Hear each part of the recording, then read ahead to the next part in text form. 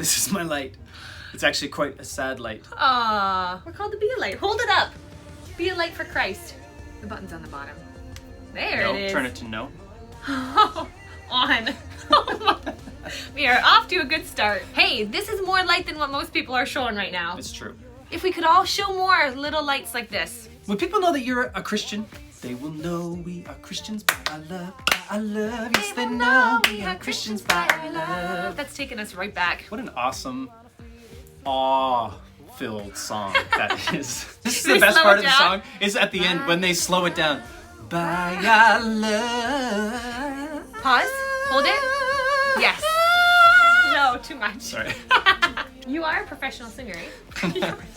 Oh, Some years. Man. Some years. Oh, ouch. Welcome to All That Catholic Stuff, Faith and Family Edition. I'm Chris Bray, and I'm joined today by my beautiful wife, Katie. Hi. The question is, would people know that you're a Christian? Would they know you're a Christian? Would they know that I'm a Christian?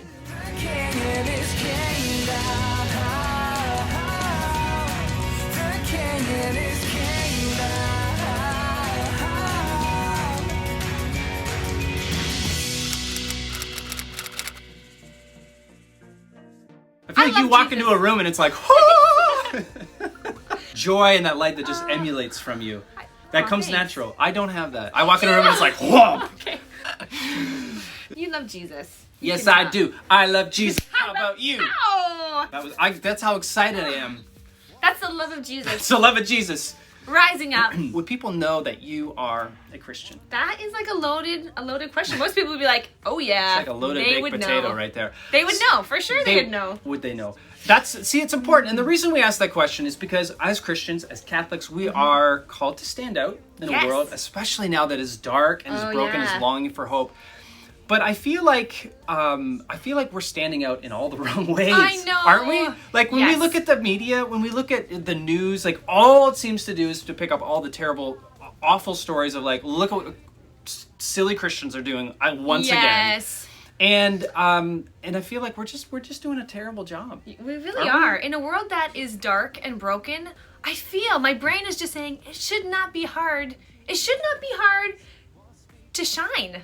In a world that's so dark, and we are called to be the opposite. We are called to be a light of the world. We're called to stand out from the world. Yeah. And if we're going against what the world is doing, then we should be standing out. Radically. It should feel like we're going against the grain. Like it maybe is more difficult for us. We're showing people that there's a different way to do things. Yeah, and when people see that, and they see the peace and the joy and the love, they want that. They crave that. That is what the world needs right now. Yeah. They need more Jesus. And I think we see so many Christians today that they're standing up and they're standing out, but and maybe in their mind they're thinking that they're doing it for good and just reasons, but like, and I don't know, like I don't know if I even want to admit this on camera, but I feel embarrassed sometimes by these Christians that heartbreaking. are making a mess of Christian culture today. I know. I feel like we kind of, when you say you're a Christian, that kind of puts everyone in the same bubble. Yes, we're Christians, but like let's call us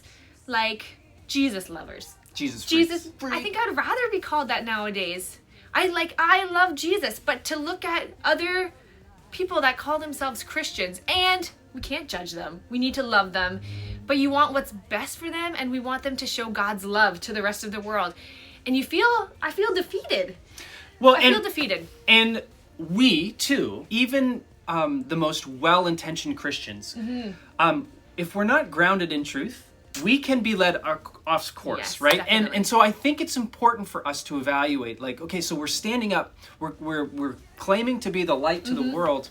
I mean, first of all, some Christians just aren't. Some Christians are just sitting silent. Sometimes biting your tongue is a good thing. Totally. But I feel like the world is better off with Christians that are willing to stand up for what they believe in. Yes. Now, the Christians that are standing up and for what they believe in, and they think that they're doing it for good and just reasons, we have to evaluate, okay, because even in our own lives, like, are we standing in truth? And so I think there's really two criteria for that. The first, if we look to the scriptures, the first is like examining the fruits. Right.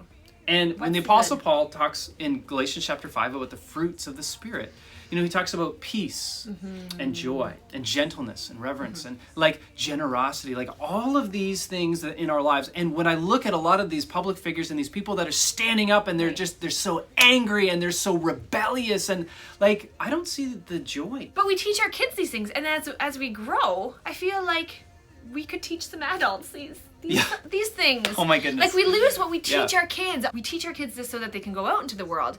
But now the world is so chaotic and crazy that where are these fruits? These And- adults that should know. Yeah, so that's the first thing is like, let's examine the fruits. The second is, are we walking in virtue? So like, are we striving for holiness? Right. Are we speaking truth to people in charity? Like I remember you telling me a story about you and a friend of you were in Vegas doing a conference. Oh, yes. And you came across this pastor, when you were walking down the street, it was like, it's like, if you're in Vegas, you're going to hell. And so like, somebody might be proclaiming truth.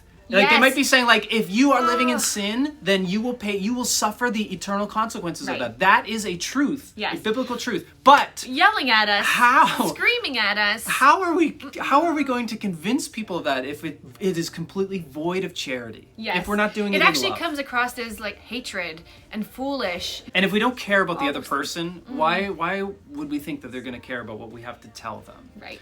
Like we need to examine not only the fruits of the way that we're living and choosing to act, but also like are we striving to emulate the virtues in our life? And I'm so sad. Like I feel like if this time and season in our life right now, if this was a dress rehearsal for the end times, we have utterly failed as Christians, and that's embarrassing and it's so disheartening. But I think this is also an opportunity and a wake-up call for Yes. true Christians to stand up and to start living like the Right. heroic saints that have gone Yes. before us, to start emulating the virtues and living the fruits, the proof that the Holy Spirit is at work in our life of joy and peace Yes. and gentleness, and like show the world that there's a better way. Totally. And I want to show that to my kids. I know Right. that's what we want as parents, and we want to show the world Right. Jesus. And the thing is, people are. This is what they're missing. They And they're are. longing They are for. searching for something that's going to bring them love and joy and peace, and it's right in front of them. And we are actually called to be the light of the world, to show people Jesus. And if we're not doing that, we're failing. Then what are we doing? Right. What are we showing them if we're not showing them In Jesus? a light that is in a world that is so dark, just a little bit of light can shine through, and people see that and people want it. And it's very easy for us to go with the flow of Oh, too negativity easy. and anger and outrage. And like, I'm just reminded of G.K. Chesterton's quote, he says like a dead thing can go downstream, no problem. But it takes a living thing to fight that stream, to go upstream. And that's what we're called to do. We're called to stand out. We're not Right. supposed to look like the rest of the world. If Yes. we're actually like if the world is burning in ashes, we're not called to do exactly that. We're called to No. actually do something the opposite. Yes. Right? And so let's stand up. Let's not be afraid. Let's stand firm in our faith. Let's Heroic. test. Let's be heroic. Let's test our actions against by evaluating the fruits of the Spirit, and let's strive to be living in virtue. And if we do that, Oh, what a difference. imagine the transformation in our world today. Right. Mother Teresa, she said, if you want to change the world, go home and love your families. It's my favorite quote. And that's what we're going to try and do. I don't know about you. And actually, isolation kind of makes that happen. Go home and It's stay true. there. That's right. But when you're there, love your family. Yeah. What What an a opportunity. light to the world, even just loving your family.